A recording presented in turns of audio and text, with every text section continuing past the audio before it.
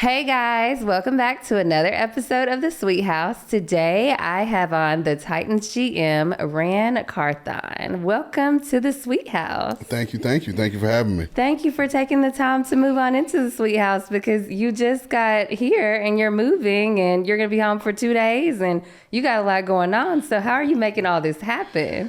Well, my support system, my wife, she's I told you off camera, literally I'm pulling out and the moving truck was pulling in on my way here. So my wife's at home holding down the fort. Yeah. And once I'm done here, I'll go home, change my clothes, and get right to helping her unpack boxes. Okay, so you're unpacking boxes, and you just dropped one daughter off in college, and then she's coming back for the Beyonce concert because everybody in Nashville is going to the Beyonce concert.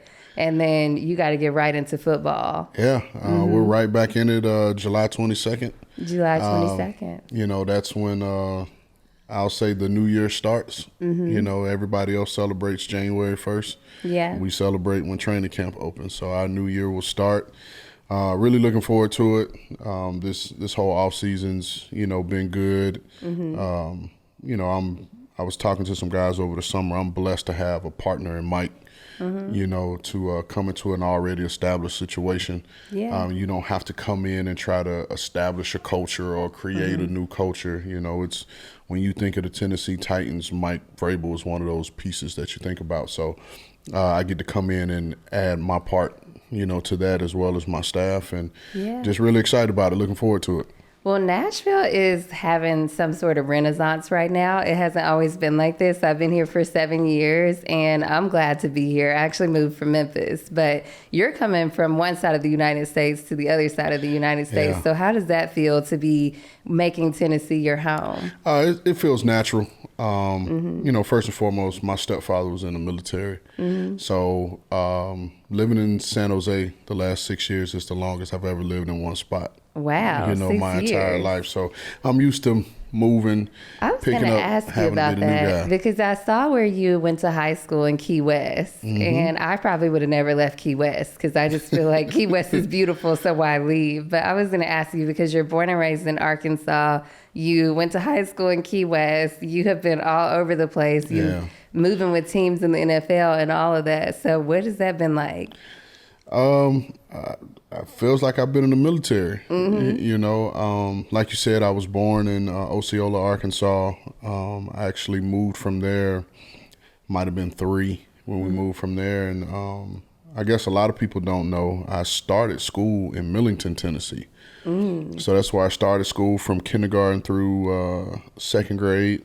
And then we moved to the state of Florida. I was in Jacksonville for a couple years. And funny fact, when 4th grade, I went to 3 different elementary schools. And it wasn't because I had behavioral problems or anything like that. It was just because of the nature of my dad.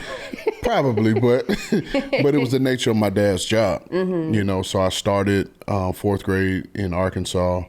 Then we moved to one side of town in Jacksonville until our house was ready. And then once they got our house ready, we had to move again. And so from Jacksonville, I did the end of elementary, started middle school, and then Key West was the end of middle school throughout high school. Graduation. Now, I consider Key West home because I feel like that's where I grew up, and a lot of who I am as a person was influenced by, me growing up in Key West, so I call Key West home. Do you still go back there? I haven't been back in a while. The furthest south in Florida I make it is Miami. My wife's from Miami, so we spend, all the off time we get in this job is usually in Miami. And I know everybody sees Miami as this party place, but it's my lazy place. It's my lazy place. I actually love Miami. I was just there a month ago. So we take Rain. We've been taking her since she was born. She was literally like 7 months old, and we were chilling on the beach and just hanging out. I mean, I love Miami. I feel like everybody from Tennessee, Mississippi, and Alabama goes to Destin. Yeah. And we're like, no, we still love the city. So we go to Miami because you can get the city, you can chill, you can get all of it. That's why I don't know why you moved from Florida. Like I literally... when I'm in Miami, if I'm there, let's say 3 weeks, I may leave the house 3 times. Yeah. Other than that, I'm in the house. I'm either getting caught up on shows, reading, or just chilling with the family, the extended family. but Miami's my lazy place. That's where I can go and get recentered. And because, this job is a grind no matter what position you're in, and it's ongoing, So where do you guys have holidays? Holidays have typically, it depends on where we are in the world, right? So last year, my wife's entire family came out to San Jose, came and stayed 2 weeks for Christmas. Thanksgiving, we've kind of traditionally done on our own since we've been in California, and, with our new tribe, of friends that became family. When we were in Atlanta, there were times where we went to Miami for Thanksgiving. But this year, still got to figure out Thanksgiving, and then Christmas will probably be with my wife's family again. Okay. Well, so since you speak of tribe, have you found your tribe in Nashville already? Do you feel like this is going to be a good place for you to stay for longer than 6 years? Well, that's the definite goal, is to be here longer than, 6 years. I can really see us setting roots here. It gives us the feel of everything we want, not only as a couple, but as a family. And it just feels like home. Coach McGinnis, Coach Mack, everybody knows Coach Mack. He was with us at the Rams in LA, and I'm stealing this from him. It's just good to be back in a place where they say y'all. I understand that for sure, especially because you're from the South. So it's nice to just be back home with your people. We just got back from New Orleans literally like 2 days ago. And Alex was like, I just love the culture. Because as soon as you get off the plane in New Orleans, like, I'm the worst at this, but I always use their accent. And they say, welcome to New Orleans, baby. I know people who are from New Orleans, they hate the people who are not from New Orleans, because we all want them to say baby. I know, over and over again. The lady that brought our room service, she was like, good morning, baby.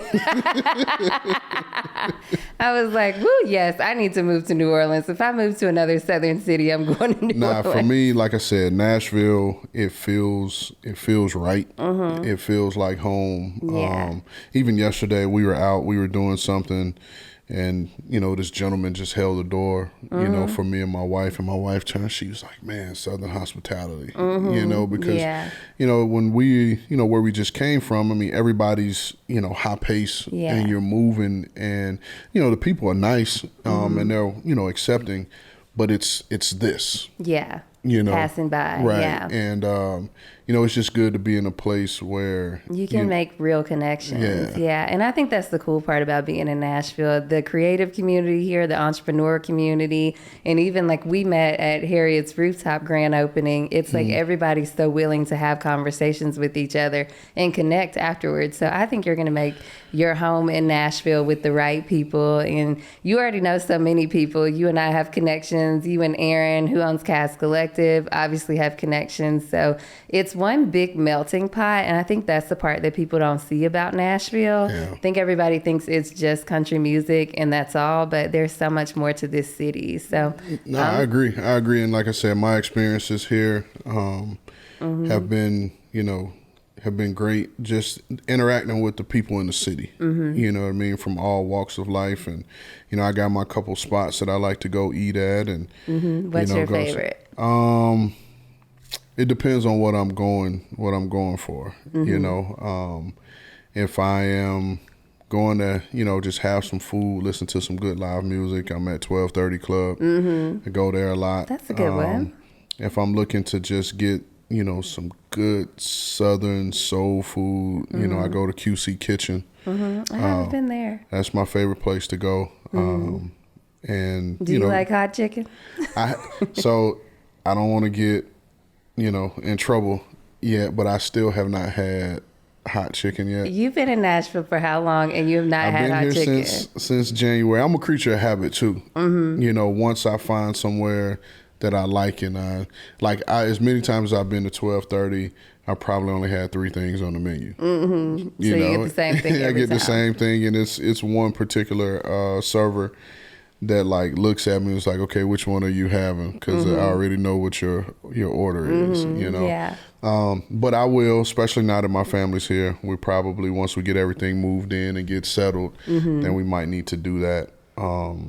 as a family. Yeah. I use that as, that's my excuse. I've been waiting on my family. Okay. Well, it's funny because when we were in New Orleans, people were standing in line for certain restaurants like the Ruby Slipper or Cafe Du Monde, because those are like the local staples. So I told Alex, I was like, look, now that I've been in Nashville and people stand in line for a mural, I'm like, the food's not that good. Right. I'm not standing in line for that. So, but if I had a hot chicken choice, I would say Hattie B's is my favorite, and then Prince's is also a favorite. So those are those are the top two places that I've gotten. So and Helen's too. Helen's over by Meharry is really good too. So I would say go to any of those and you're in good hands. I've tried, when you said Meharry, it made me think of, because I love Caribbean food. Caribbean food, Cuban food, those are my two favorite cuisines. Rhythm and Spice? Rhythm and Spice. I knew you were going to say that. I used to go there all the time. So I've hit that a couple times. And then, Slim and Huskies. Yeah. If I'm looking for pizza, Well, you have found all the local spots. So look, you already made yourself right at home. So you've been here, but your family's been in California still. Yeah. So my family just got here last Monday. My daughters and my sons had to finish school. So we packed up once we got from break here when OTAs were over. I flew home to San Jose and was there for about a week and a half. Movers came, packed up our stuff, left. We left like a day or two after the movers. Went down to Miami for a couple of days, and then it was taking my baby girl to school. So are you ever sad to leave any of these places? I feel like I would be sad to leave all my family and friends and your communities that you have there. No, because again, you got to think about it. That's what my life has been, packing up, moving, What about the kids? Are they sad? Are the boys are sitting over there, you guys, and they're adorable. No, they're not sad. I mean, they have their friends, and it's a different era than what I grew up in, right? It was you become pen pals, you got to write letters, or if you want to run up your parents' long distance bill, you get to talk a couple times. Well, but these kids have to. Yeah, I was. Side note, I was at my aunt's house and she had like a old rotary phone. It's like decoration, and I was quizzing my 15-year-old if she knew how to use it. And she did, so I give her credit for that. But no, like you saw, my boys, they have their tablets with them, so they can connect with all their friends, back there. We were driving somewhere on one of these long drives that we've been on, and my 5-year-old, he asked my wife, he said, "Do you think my friends miss me?" Oh. And so, but it's like anything else. They'll come here, they'll meet, some new kids, and, those families that we, built the tribe with, most of them we've made a commitment to do one family vacation together a year. And so we'll be able to still see these people, and, people will be coming out here for games. One of our, really good friends is the Ryans family. So we'll get to see them twice a year, and we've made the commitment that they'll come here when the Titans and the Texans play, and then we'll go there, and that's to get the kids together. Do you take the family with you a lot when you're on the road? No, never have. Never have. I always used to tell my wife, like, hey, man, you got to come to one of these games. And it's just timing, because we leave on Saturday, we play on Sunday. Right after the game, we're flying right back. Well, kids got school Monday, and then you got your Sunday night routine and everything. So, for my wife, it kind of disrupts her routine. Because she runs the house, you guys. She runs. Not ran. She runs the house. No, she runs more than the house. She runs everything. There's been a couple times that she's popped over to the building when she was in town. This was like post-draft, and, we work reduced hours. Let guys get home and spend time with their families. And she'll come through and literally walk down the hall. Okay, everybody can go. Go home. Go see your wife. Go see your kids. You know what I mean? And, But she runs everything. That's who she is. So we talked about your stepdad being in the military and moving, but your dad is also somebody who's huge in sports. So what was that like growing up with a father who is pretty big in sports, and then here you are coming right behind him? Were you ever intimidated, or what was one of the biggest lessons that you learned from him? Well, I always say this, and I think because of the nature of who my dad is and what I do, that I think my stepfather, his name's Robert Goodlow, I think he gets kind of drowned out. He raised me, right? He raised me, taught me a lot about life. But I am very much Mo Carthon. You know what I mean? And it's in you. Yeah, it's like who he is in me as well. From, everybody will tell you I look like him, I walk like him. He even said at my press conference, he said he had his head down and he said he never realized how much our voices sound the same. Genetics. But from the way he works, my dad has always been an early morning, person up at 4 in the office by 4:30. Like, I just innately, there wasn't anything we talked about. That's just who I am. From, even when him as a coach, it was required for all of his players to know the history of the organizations that they were working for, And so those type of things, all the way down to our affinity for the JFK assassination.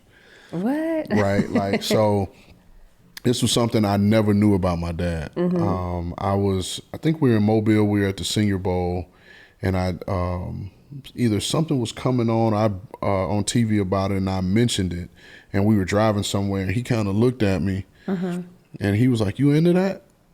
And I'm like, "Yeah." I'm like, "I've been to Dallas. I have too. I've been to the museum. I've been to the book depository. I went to the last house Lee Harvey Oswald lived in. Like, I told him I did all this, and he was like, "When you come out to Arizona to the house, I got something to show you." So you guys are low-key private investigators of this case? Me and my best friend, Curtis, we kind of started this in high school. And we always said that, like, we're going to solve it. It's like, whatever it is, if Lee Harvey Oswald did it, then he did it. But if he didn't do it, we want to know who did it.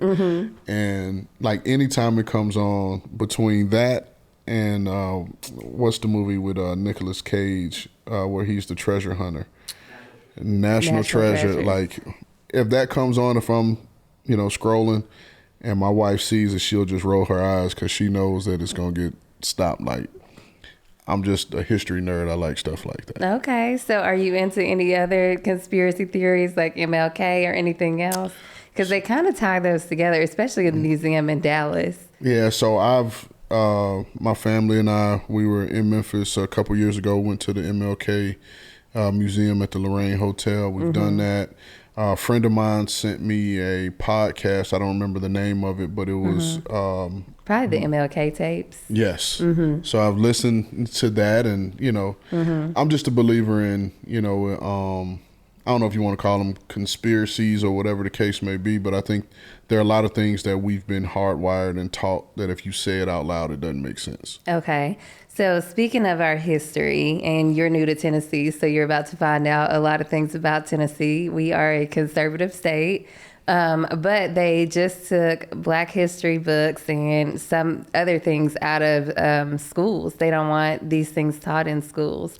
So how are you feeling about that, being that you're coming from California, which is a much more liberal state that's open to these things, but they don't want Black history and taught in schools in Nashville or Tennessee? Well, so the way my kids have gone to school, my daughters have primarily been one of, if not the only, Black kid in their class, right? And so, February comes around, Black History Month, and I asked the question, like, "Hey, what are y'all going over?" out of curiosity, and they're like, "Nothing." Really? And so... Even in California? Yeah, I mean, because at the end of the day, if it's if it's one class and you got one black kid, you know, in the class, like maybe that's their rationale that like, hey, we're just going to stay with the lesson plan. Yeah. But I also come from the school of thought that no one can teach your history like you can. Right. I agree. You know, and so for me, I don't leave it up to the schools. I don't leave it up to anybody else to teach my kids black history other than us. You know, and I'm fortunate that my wife was born in Africa. You know, and so just their culture, just the richness of like their naming system, you know, you get your own first name and then your middle name is your father's name. Then the next name is his father's name and it just continues. So there's no technical last name. So when you get married in their culture, you don't take on that person's name because that's your lineage. Right. And so, you know, I've sat down with my father-in-law who he can spit off all the history of Eritrea. And I just had him one summer just like, hey, can you just write your name as far back as you can go? You know, and I just want to be able to have this for my kids. And this man went back, I think, if my memory serves me correct, about 8-9 generations. Wow. And that's a blessing because a lot of us can't do that. Yeah. Exactly. And so, you know, I say all that to say, like, my wife could have went, or I could have went and picked up a book about Eritrea and learned it that way. Or I could sit here with a man who was born there, fought in the war, know what it means to be a hardwired Eritrean and learn from him. So getting it straight from the source. Yeah. I agree. I definitely think we teach our own black history, but I'm just curious to know what the impact's going to be for other cultures to have the opportunity to learn about us. But you are history, given that you are the first black GM of the Titans. So I think it's really cool that you are a source of inspiration and history for your kids and your family. And you probably don't even realize it because you are who you are, but to a lot of other people too, because you're the first. Does that mean anything to you? Oh, it means the world to me. It was something, like I said, I never set out to be. Had no clue that I was. I got hired, offered the job on a Tuesday. And, you know, everything kind of came out, news broke, and I was flying back cross country to San Jose. And leading up to because my press conference was on a Friday, I believe, I was on the phone with my aunt on like that Wednesday, and it was either Wednesday or Thursday, and she asked me, she was like, hey, are you the first black GM? No, first she asked me if I was the youngest, and I was like, in the history of the game? She was like, yeah. I was like, nah. And she was like, she was like, I know you're not the first black GM in the NFL. She was like, but are you the first black GM of the Titans? But you are one of few. There's only been, what, like 8 or 9? Well, there's 8 of us now. Okay. You know, I don't know how many has been total. Over time, yeah. But she asked me, and I was like, oh, I don't know. She was like, you might want to find that out, you know. And so she hit me back a little bit later, and she was like, you are. And I was like, well, I didn't know, but I also understand that the magnitude of it, right? And I'm very fortunate to work, you know, for Miss Amy, you know, who allows me to be me. And I don't have to put up this facade to be somebody or something else. So there's no code switching. You just get to do you. Right. I just get to be me, and it's accepted, which is great, you know. And you know, I've got a ton of relationships around the league, and I think I'm in this position to show that, you know, you can have a beard, wear J's, you know, and still, you know, prayerfully do a good job, and that you don't have to fit in a certain box. Yeah. You know, and so, you know, I understand the magnitude of it, of not only, you know, my counterparts in the league, but, you know, for my kids to see. You know, it was so funny because like you asked me earlier about being pushed out into the spotlight, and like I said, I consider myself just a regular dude. You know, I'm out here driving a minivan right now. I got my kids with the iPads. I have to see this. I'm going to go outside and videotape it. And so I'm the regular dad like everybody else. And so we were out eating the other day. I take the boys to the bathroom, and washing hands. And this gentleman, he comes out and he sees the boys. He's like, "Hey guys, how you doing? You guys are some handsome kids." Ask them their names. My oldest son, who's 6, he's like, "My dad's the GM of the Titans, right?" Oh. And I just look at him like, "Come on, man! Like, why you throwing me under the bus?" And so that led to more conversation and whispers. You know what I mean? Which is fine. But I just, it's an adjustment. Yeah, it is. Especially because, you mentioned that you've always kind of been behind the scenes and pushing other people forward. So you're doing the worker bee work, but now you're at the front of the house. You are the big man at the top. So it's going to be an adjustment, but I think Nashville is so excited to have you. And for the culture, we are all excited for you. So. No, man, like I said, I felt the love from the city, which, I really appreciate and really embrace, and more than anything is motivating. Like when I was brought into the building for the first time and the ovation I got from, my coworkers, that motivated me. Yeah. For those people to take time out of their day to welcome me and my family. Nobody in that building knew me. Yeah. Right? I was a complete stranger walking in, and it motivated me to, like, I want to work hard for these people. Right. You know what I mean? And make them feel good about them taking the time away and saying, "Hey, we got the right person." Yeah. And, again, it's, I'm coming into this thing like no ego. Like I said, a lot of great empires have been brought down, by ego. And I'm not approaching it from that way. Like I said, Mike's been here, Mike's established. In my opinion, and I'm not saying this because I'm here, I thought I knew Mike Vrabel and who he was before I got here, but being here, man, I've gained so much more respect for him. This man he's very smart, and he's smarter than what people will probably give him credit for. I think people that are close to him know.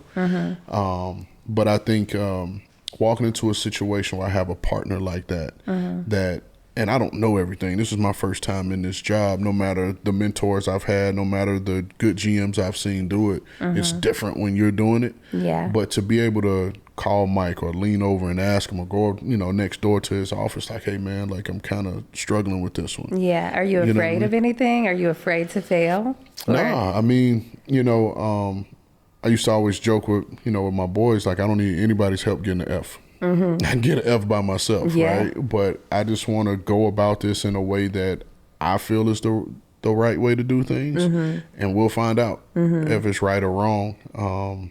But it won't be for a lack of work, a lack of effort, lack of trying. But I do have, good people on our staff that will hold me accountable, that will say, "Hey, this is not it. I know you think this is it, but this is the time for us to pivot, and get away from that." And so I'm super appreciative that we were able to get these people.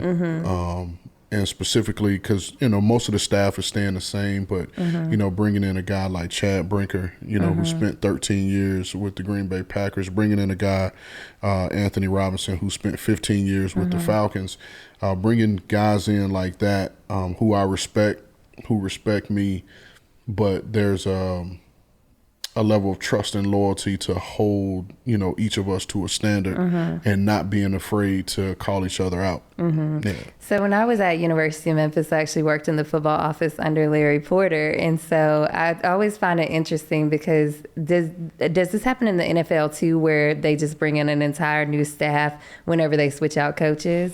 Or how does that work? No, it's pretty much the same. And it's, a new coach comes in and he has his group of people that, that are there to help him execute his vision. And it happens in the front office, as well as probably not as prevalent in the front office because scouting systems are generally the same. It's probably only a handful of different ways that you could do things. So you generally give, the previous staff, give them some chance to learn how to, do things. Now, when I got here, I probably personally knew maybe 3 of the scouts, but I've been thoroughly impressed by the guys who I didn't know, which made it an easy thing to, have these guys around and continue to work with us. And like really excited.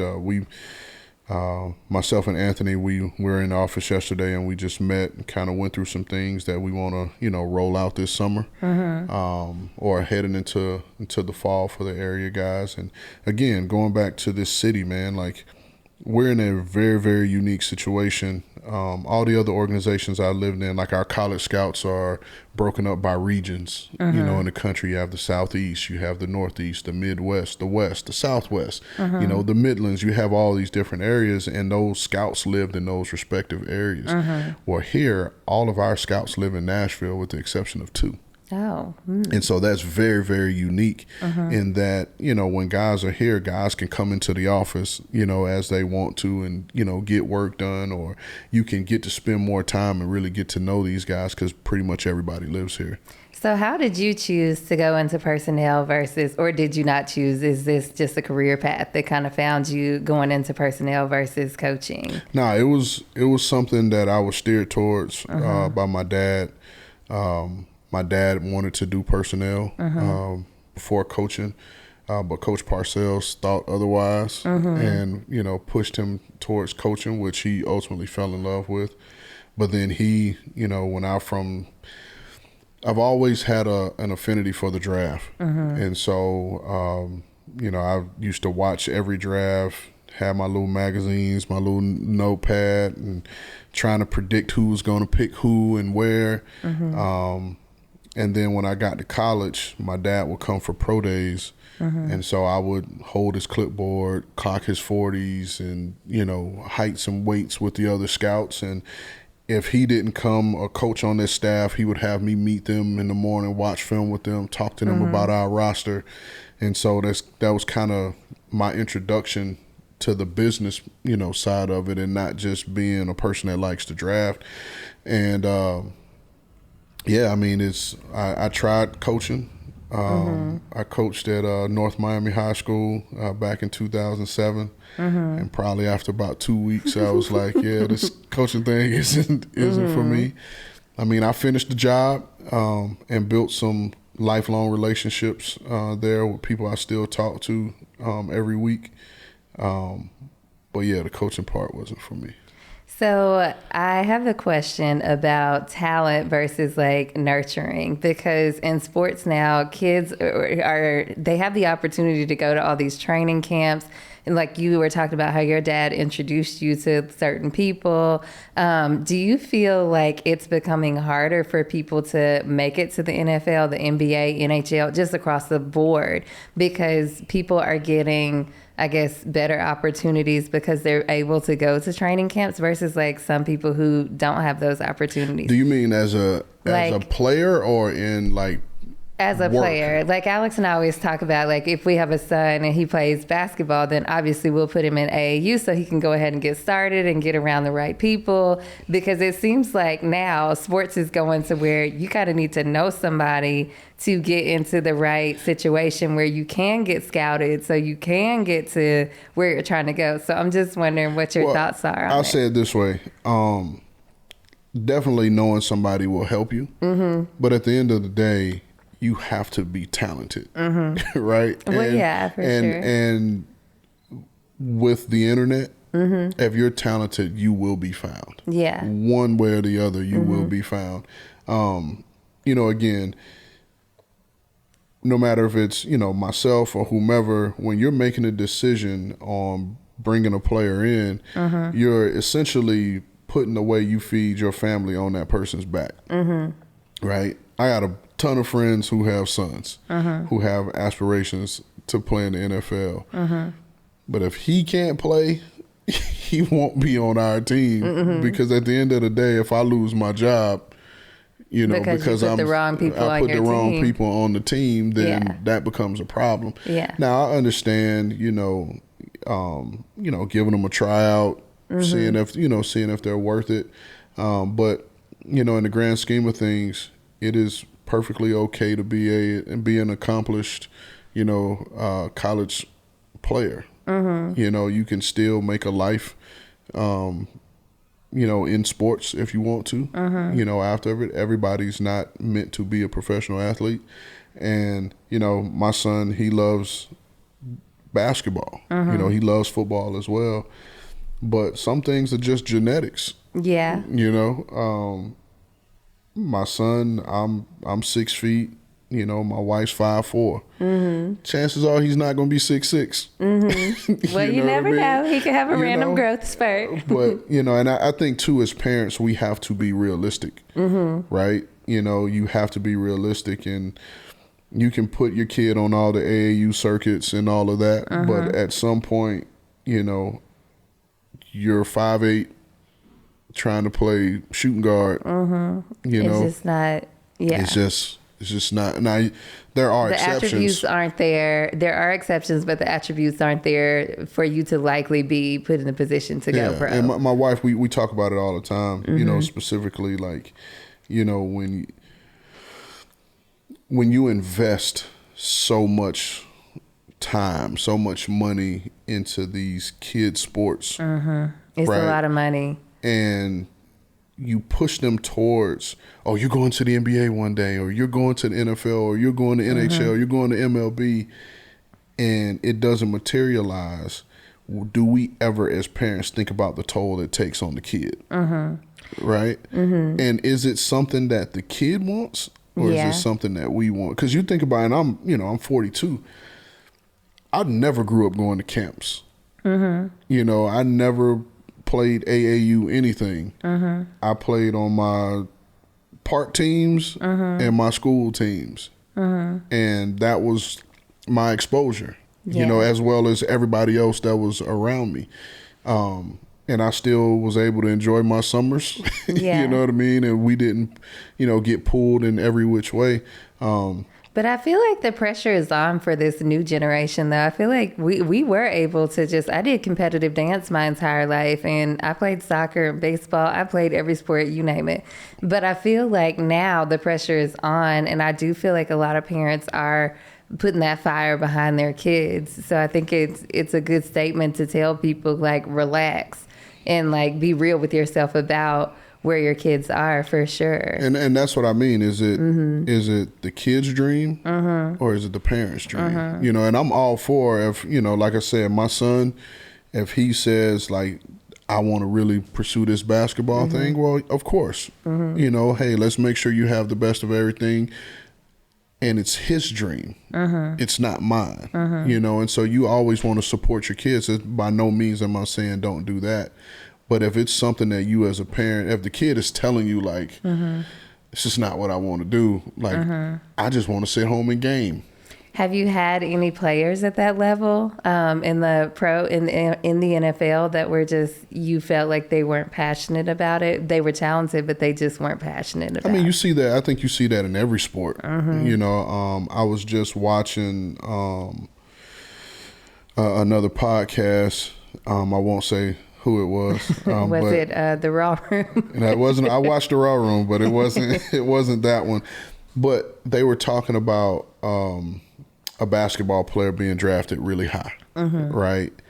And these are current players, and they were saying, like, you know, I have a problem with it because this guy just didn't love basketball. It was just something that he was naturally gifted in, and he just did it to do it. Yeah, but the passion for the game wasn't there. But the passion for the game, you know, wasn't there. And, you know, I tell, and my daughters, they've written this down everywhere, and it's, you know, it's an old saying, but hard work beats talent when talent doesn't work hard. That's really the nature of it all, you know. And so you have a bunch of talented people in this world. Like, I tell you right now, you know, there were way better football players and overall athletes than me in Key West, you know. But I just made decisions and sacrifices that some of them weren't willing to make, you know. And again, there were guys that had way more talent than me that should have gone on and played Division I, and who knows, maybe in the NFL, but just didn't work out. Yeah. And that's life. I mean, you can plan for something and it'll go a completely different way, which is another reason why I wanted to sit down with you so people can see that and know that from you.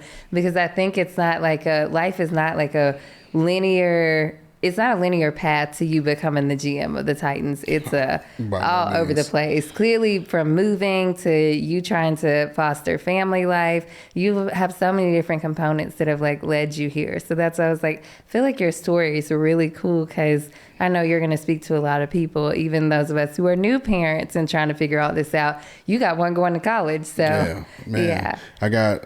It was funny. We was driving through the neighborhood and.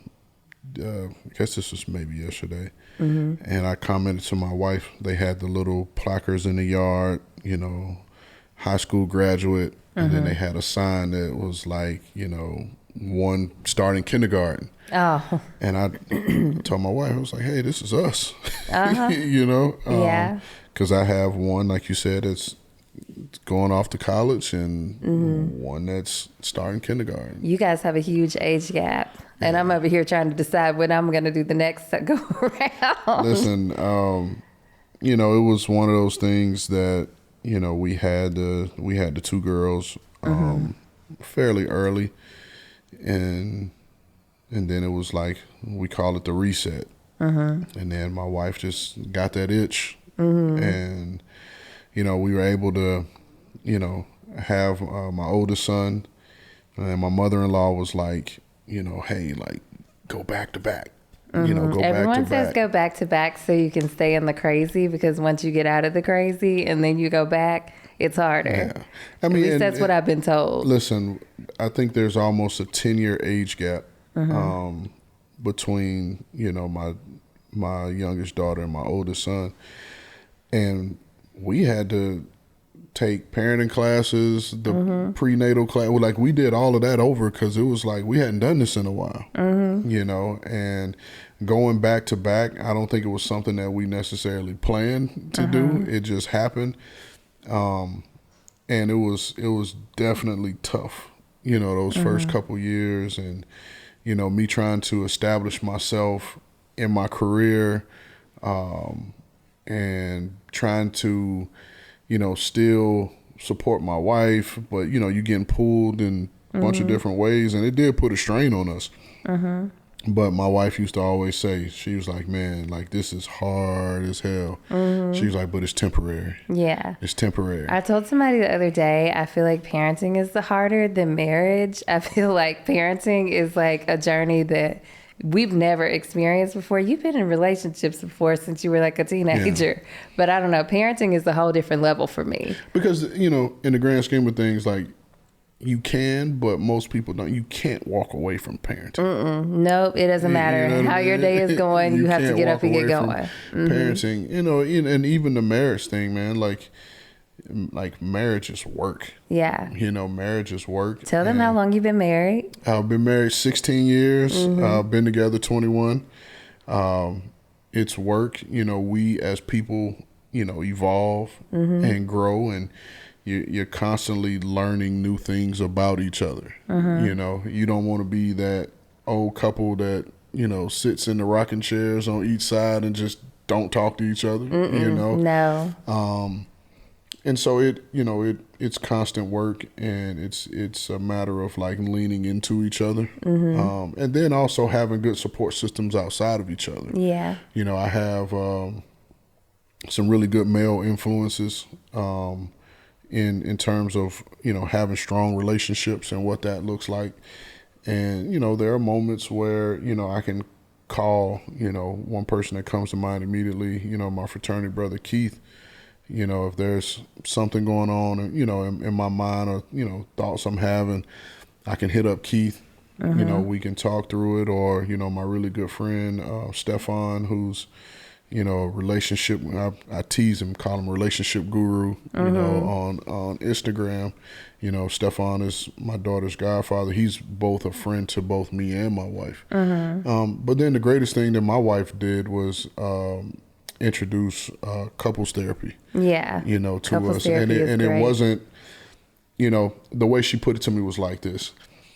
like, hey, we go get the oil change, we go get the tires rotated on the car just to ensure that this car is still up and running. There's nothing wrong with it. Yeah, on the minivan. There's nothing wrong with it. We just want to ensure that it's going to still be running. She was like, why wouldn't we do that for our marriage? To make sure that this thing is still running and functioning properly. So that's kind of our approach. And I agree. Couples counseling works miracles. I feel like a lot of times when you don't hear each other, and Alex and I have a podcast, you have to go back and listen to it, where we talked about that when one time we went to couples counseling and he was going off on me and I was going off on him, and we see a husband and a wife and they both just looked at us, and their names are Rob and Robin, and they were like, Rob was like, just stop. Just stop this charade. And it's nice to have people on the outside that can look at you and then convey what you're trying to convey to each other. Because I wasn't hearing him. I was like, you need to get all your stuff and move out tomorrow. Another thing that we had that was good for us too, and we've talked about maybe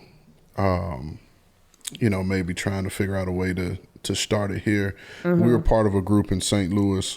It was called EYM, Enhance Your Marriage, and it was a group of us that we would meet at each other's homes, kind of potluck, and we would just go over different marital topics, right? And we literally would start, it was almost like a curriculum. And we would go for a certain amount of time, like a couple weeks or whatever it was, and every couple was required to write on a piece of paper, I guess, a topic in their marriage that they want help with.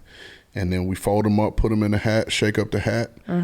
Each couple picks a topic, and then after that, say you and Alex, y'all picked finances, and that might be me and my wife's topic, where you guys would have to do a presentation on how you guys deal with finances and why it works in your house. And it helps each other. But then the other piece too is it shows you like you're not the only one dealing with it. Absolutely. And so it's like a couples mastermind or a marriage mastermind class.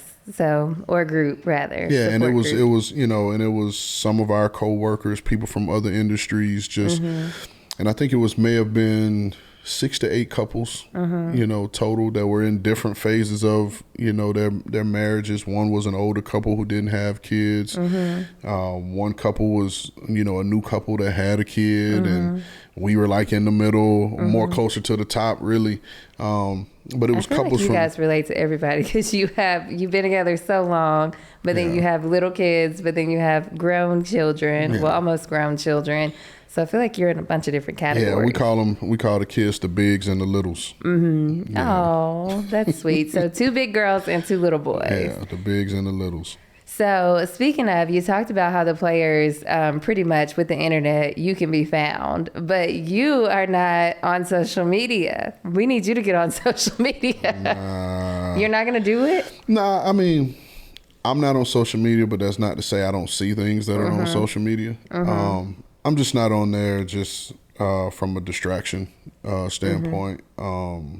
Have you ever been on it? Yeah, I've been on. I've had. I do have an active Twitter account. I'm just not on there.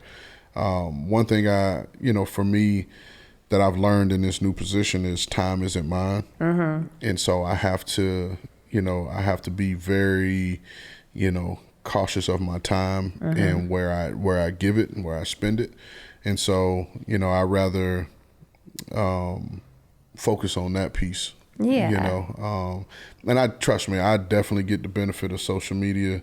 My kids, they tease me, call me old school. Like I recently found YouTube Shorts probably about 6 months ago. So those little fleeting moments I have, I might catch a couple little shorts. So that's why I say I see things. You see it, but you're just not spending. And a couple years ago, my wife and I, we were at Jay-Z and Beyonce on the Run 2 tour. We was at the concert, and everybody knows Jay-Z is my dude. That's my favorite rapper, And I'm just sitting there, and he's on stage, he's performing, and I'm rapping along, every lyric and having my moment. I'm in the video, living out my, But then I'm looking around the crowd, and everybody's like this, and then you'll see head go down, And I'm like, and they're you're not enjoying themselves. Yeah. So it's funny you say that because Alex and I went to see Usher a couple weekends ago in Vegas, and everybody was on their phones. Literally, the lady in front of us was like this the whole time, and Alex was like, "Well, maybe she can't see." So I was like, "I don't know," but yeah. I mean, I went to. I love going to comedy shows, and so I went and saw Kevin Hart and. I think and the Dave Chappelle show, and they both they take your phone, which I think is excellent. Now for them, they don't want their show getting out there from that standpoint, but I think for that, however long you're in the arena, it allows you to just have a good time, as opposed to broadcasting to everybody that I'm here. You know what I mean? Yeah. And then you have to rewatch. The situation, on your phone, and to no catch one the moment. cares at the end of the day. No one cares that you were at whatever concert or whatever. Yeah. If they're going to go, they're going to go. If not, then they're not going to go. And honestly, the last time that I was really, I have my moments where like, oh, this is cool. Like, let me grab this. But the last time I was like that, this was 2016. And this was Kobe Bryant's last game. And I literally recorded every single shot that Kobe took that night. And Kobe shot the ball 50 times that night. Crazy part was, I get back to St. Louis and I go to plug my phone into the car, zaps my phone. I lose everything. From every shot to the last speech, the Mamba out, had all of that. And now I don't have any of that. So my thing is I don't have that. Now some people say, hey, you should have saved it to the cloud, whatever. Or I could have just enjoyed the game and have those memories on my hard drive in my brain. Yeah. So. And you'll always have those memories, but yeah, it would have been nice to have at least that footage for sure, but I get it.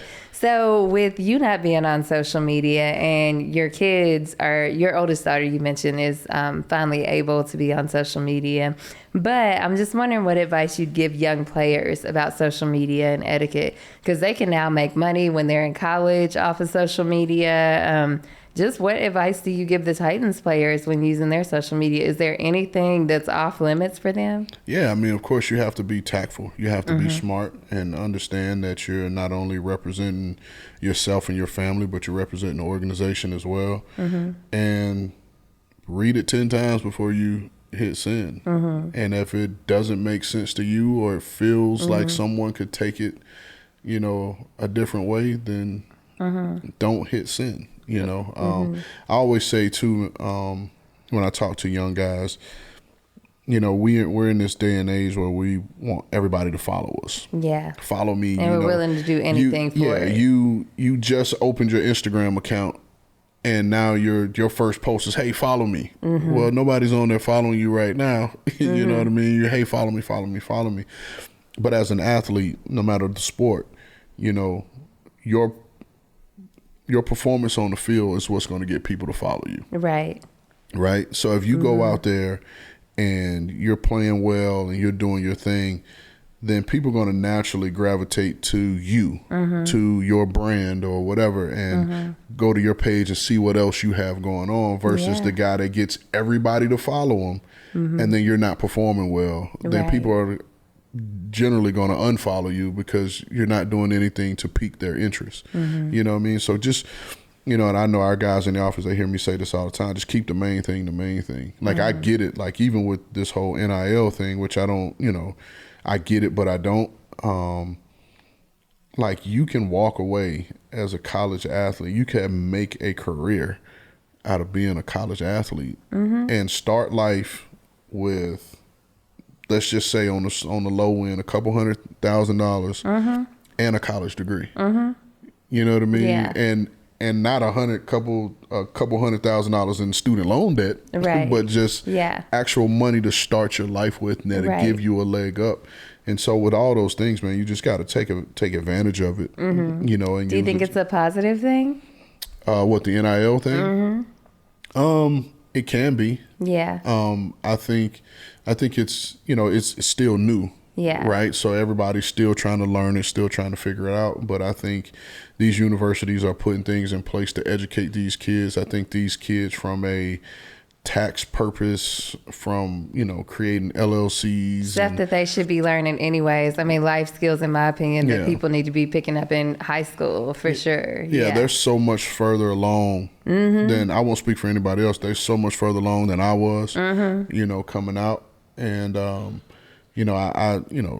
I applaud the players and the universities who are doing things the right way, who are, the players who are accepting this education, who are learning these things, because, most of these guys are going to come here at our level and play at our level, and they'll be so much further along as rookies in terms of learning how to live and manage and maintain this money than most would when the NFL would be their first time having money. Yeah. When you went to the NFL and then once it was all over for you, you decided to go back to college. So how important is it for people to continue their college education? Because I think the money is enticing to the point where some people might be like, well, I don't even need this anymore. So what are your thoughts on like maintaining your education? And would you be in the position you're in now if you didn't go back and finish? First of all, I should have finished while I was in school, while it was being paid for. Because when I went back, I had to pay for it, which in all fairness, it made it that much more important to me. And then at the time, I was 27 years old, married with kids. And so my mindset was just different. But, I feel like, they have to just take it. Like I said before, you have to take advantage of the opportunity. You have free school. There are kids now, man, that is, we're talking about some of these athletes that are graduating in 3 years and completing a master's program while playing football or basketball or whatever sport they're playing. Like, that is impressive. And I know for 100% certain, like, I wouldn't be here had I not, gone back to school. And I had a lot of help, getting back into school, and actually ran into my old academic advisor, Jason Storch, when I went back to school, here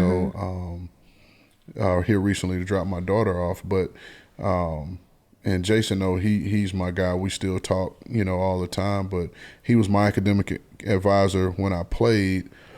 Then I leave, go on, start my normal life. And then when I wanted to get back in school, between Jason, myself, and my wife, like, we figured it out, got myself back in school. And even though I didn't have an academic counselor per se, I would still go to Jason, daily. And, again, you just have to take advantage of these opportunities that are put in front of you, and don't be like me and finish while you're in school while somebody else is paying for it. So in a world where everyone wants to be a YouTube star, and let's take it away from the sports world, but in a world where everyone wants to be a YouTube star, Instagram, or whatever, a lot of people aren't going to college, especially after the pandemic. They're just like, the pandemic, it interrupted their high school careers. It interrupted a lot of college careers. And so a lot of them are just like, I'm not going to college. I'm not going to get in debt. And they're just going straight for career paths. What are your thoughts? I mean, to each his own. It goes back to that entrepreneurial spirit. Some people have it, some people don't. I just think you have to know who you are. You can go and jump in a saturated market and think you're the exception. Maybe you are. But if you aren't, then what? There was a point, with my daughter, she's done theater, her whole life. And she was going to go, and her plan was, this was probably 3 years ago, was to go to college, be a theater major. And I was like, well, if you're going to be on stage, like, people aren't going to ask you, hey, what did you major in? They're going to ask you, what were you in? Where can we see your most recent work? Right. They want a portfolio. Right. And so, you have to know who you are, and be okay with it if you're not that person. You know what I'm saying? And so I applaud the kids who are willing to jump out and take these chances. I will say, if you're going to take the chance, do it while you're young, while you're only responsible for yourself. Because, as you know, as a new parent, life changes Yeah. when it's not just you have to worry about. You know, there have been tough decisions that, you know, conceptually in my mind that I've had to prepare to make, you know, whether it was doing what I feel was best for me or doing what's best for my family. You know what I mean? And it puts you in that little bit of a quagmire. But if you're going to take risks. It's interesting to hear a dad say that. I feel like most moms that I talk to say that, but I've never heard a dad say that about, like, it puts them in a place of what do you do for yourself versus like what can you do for your family. Because I think as a mom, it feels like you got to give up a whole lot of yourself. It's a major sacrifice. I mean, I breastfed for 15 months and that's a full-time job in and of itself. But I've never heard a dad say that. So what made you feel like that? Well, you know, I mean, just being in this line of work that we're in, you know, the constant tugging and pulling these hours, you know, that we work, and, you know, just being in that situation where, like, is there more to me than this? And if I feel that there is, then am I going to pursue that? Yeah. What is that going to look like if I pursue that? How is that going to disrupt the family? You know, what is that going to mean for the kids? What is that going to mean for my wife? You know, am I doing too much? Yeah. Do I need to just thug it out and continue, you know, to just keep my head down and continue working, and it'll all work itself out? You know, it's those type of, you know, things that you have to process. Yeah, and I it's a lot of self-reflection when you become responsible for little people. Yeah, and I don't think that's me. I think all men think that, whether we communicate it or express it or not. Well, I'm glad you said it out loud, because I think moms say it out loud a lot, but men don't say that out loud. I feel like you guys just go and do. We had this conversation beforehand about how, like, we women will plan for stuff even next year, but you guys are just going through the day. But I definitely think it's an interesting perspective that you also have felt like that when it comes to your career. Because I've talked to a lot of moms that have just had to even stop their careers because they felt like they were doing too much. Yeah. So it's an interesting place to be. No, I mean, it is. And, you know, I would say, you know, since the beginning of time, men's jobs has been to provide and protect, right? So if you're the quote unquote provider, then it's sacrifices you're gonna have to make to continue to provide, and it's not always easy, you know. And then, you know, again, like you said, with men, like, we're not the most communicative. So there's a lot of things that we'll internalize, and you may talk about it amongst your boys, but even then you might not want to go to your boys because you might not, you know, want to look soft or whatever the case may be. But again, it's like Marshawn Lynch said, man, you got to protect your mentals. You know, and talk about it and put it out, and, you know. And so I've grown a lot over the years, and definitely more open and willing to, you know, express myself, whether that's through having a therapist, you know, through leaning in to my wife, you know, talking to her. We have this thing, and I can't remember where we got it from, but it's for us to. It's our way of being vulnerable, right? And we lead off by saying truth moment. So when we say truth moment, it allows the other person to let their guard down. And so you're not listening to rebut. Right. You know, but you're just giving that person the space to, you know, say be what vulnerable. They need to say. You know what I mean? That's good. And then something that we got from one of our therapists was like, instead of just coming out and just blah, blah, blah, blah, blah, like, hey, are you in a place to receive, you know, something that I have to say regarding? And if that person says yes, then we can have the conversation. Right. Or if you're not, just say, hey, you know, I'm sorry, like, right now isn't a good time. Right. Like, let's make some time for this tomorrow. Yeah. You know what I mean? So that way you can, if you're in that place where you want to be, you can be. Yeah. Back to the college discussion. The Rooney Rule is a form of affirmative action for the NFL, requiring teams to interview ethnic minority candidates for head coaching and senior football operations jobs.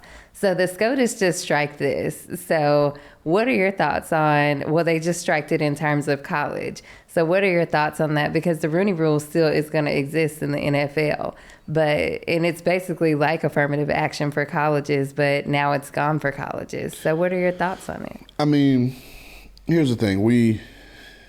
I think and I'll just speak from a coaching standpoint, and I don't know the numbers, so I'd be lying if I gave you the numbers. But I think, from a college football standpoint, you've seen more, black head coaches get opportunities, right, in that space than you have in the NFL. Granted, we're talking 100+ opportunities versus only 32, right?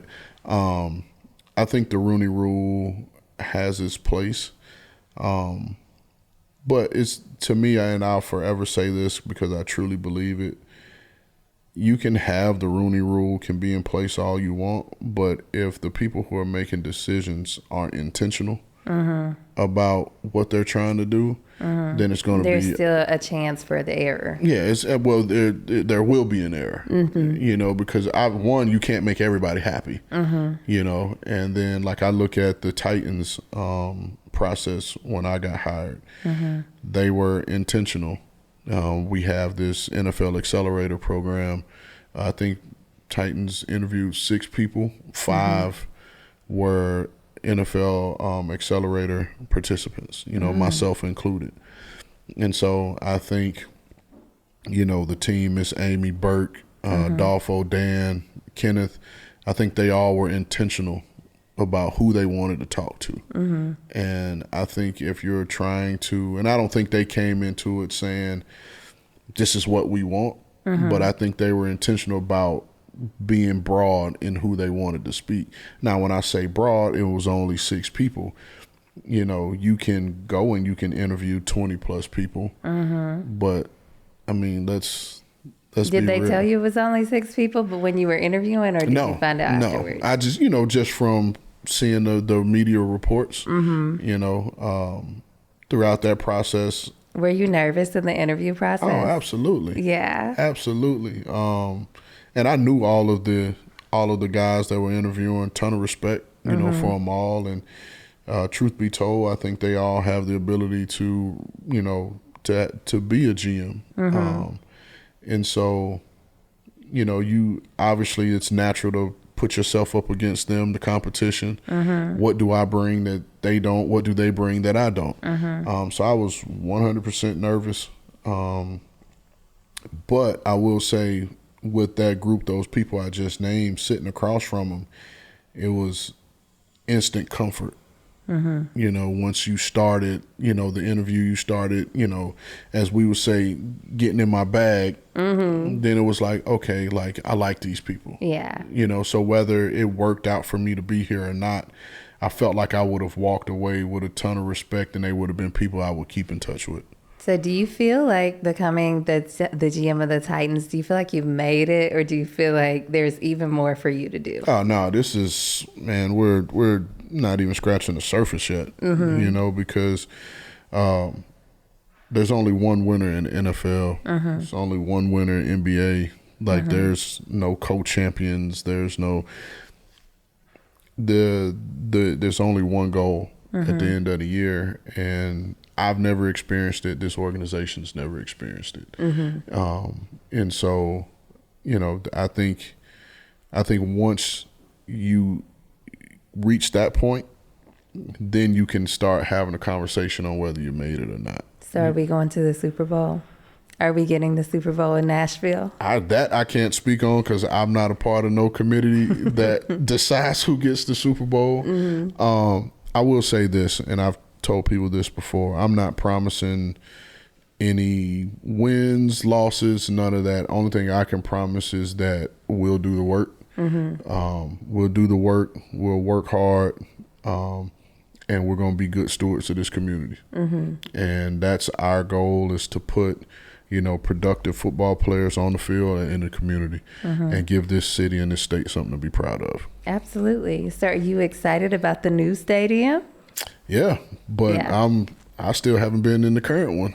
Oh, wow. Well, I have been in it for, concert, and I've scouted a game here, but actually being down on the field, that type of situation, I'm more, like, let's get in there, let's have some fun, let's entertain the people there. And Did win they some say games. when they were possibly going to have this project up and running? Because I'm like, look, we are ready for this to happen tomorrow. Listen, I don't know if it's out publicly, so I'll say it that way. But I think it's. I don't know if you've seen the renderings of it. I've seen the renderings. I'm excited. It's going to be a beautiful, beautiful venue, and I think it's going to service the community in so many different ways, other than sports and entertainment. And I think it's just going to really complete the skyline of Nashville. So did you know all of this when you were interviewing? No. So are you even more excited? Yeah. And I'll be even more excited if being a part of it when it's up and coming into it, as a Titan. But like I said, man, it's, Burke and his team, they put a ton of work in over the last 5 years to, see this thing come all together. And so, you can't help but be excited. And I know that the community, once it's all said and done, I think they'll be excited and happy about it. We are all excited about it. So one last question. What advice do you have for anybody that's looking for a career in sports or football, or just career advice in general? What's been your best career advice? So we're in the microwave era, right? Nobody wants to, as my grandmother would do, go out in the garden, pick the greens, clean them, cut them, cook them. Everybody wants to go and get the already cooked. You just got to do the work. Yeah. Do the work, put your head down. And, I see all these things with people want to get to the bag. And you get to a point where if you chase money, then you miss out on a lot of things, right? And so I've never been the one to chase the money. Now, granted, yes, I want to make really good money and take care of my family, 100%. But I think if you add your skill set to access the information, the money will come. Yeah. Because if you look at, and let's use the music industry, a lot of these dudes, they sign these contracts. They get these big advances, but they don't know what's actually in the contract. They don't read them. They don't know, the inner workings of the label, right? All they know is that I got this $1 million advance. I got my bag. You don't even know what the advance is for. That's the budget for your albums for the next 5 years. Right, but that you has to be recouped. Right? Yeah. You don't understand that because you just chasing a bag. Learn what you're doing. Focus on what you're doing. Do the work. Put your head down and just grind it out. And even that grind is temporary. Especially if you're exceptional in what you do. Somebody's going to notice. You just got to head down and charge forward. Well, you guys, you heard it right here first from the new Titans GM, and we are excited that you're here. Thank you for stopping by the Sweet House. Thank you for having me. Appreciate it.